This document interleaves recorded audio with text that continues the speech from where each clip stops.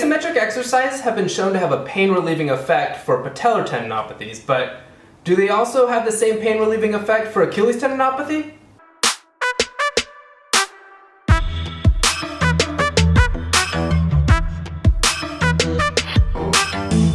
Isometric contractions have become the staple for treating tendinopathies. This started off with research by Ebony Rio on the patellar tendon.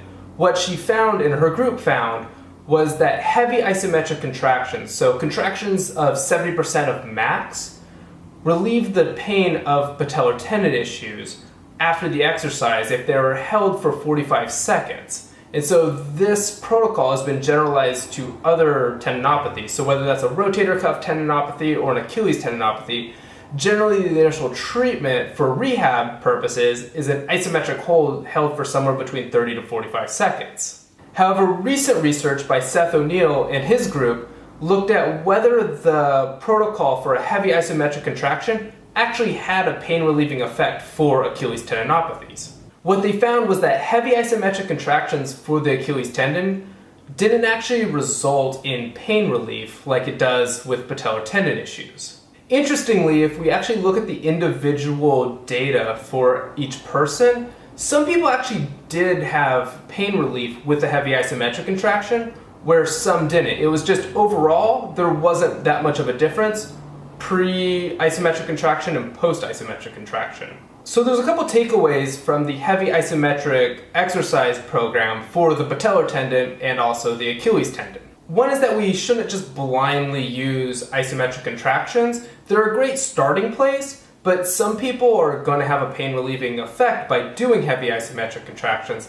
Some aren't. And so what's more important is that we actually look at the individual's response and see, does it actually decrease the pain, or are they better suited for a different exercise? Another takeaway is that even though patellar and Achilles tendinopathy are pain relating to the tendon, it doesn't mean that they're going to respond the same to loading in an exercise program. A patellar tendinopathy might do better initially with a heavy isometric contraction, whereas an Achilles tendinopathy might do better with either an eccentric program or a heavy slow resistance program. Both of those I've talked about specifically for the Achilles tendon, so I'll link that video in the description below.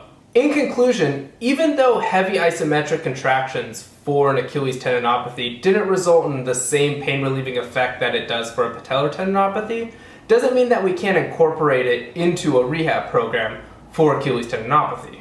If that's the amount of load that an irritated Achilles tendon can tolerate, then we can start off with doing those isometric contractions and then gradually progress into either an eccentric loading program or a heavy slow resistance program.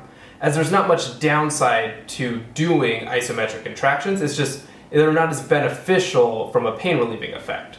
Thank you for watching this episode on isometric exercises for Achilles tendinopathy. I hope that you found this information useful. If you did, go ahead and give this video a big thumbs up, and if you want to see more of my content, go ahead and hit that subscribe button, which red button over here, but might be the red button over here. Wherever that red button is, go ahead and click that red button, and if you want to get a notification, go ahead and click that bell as well.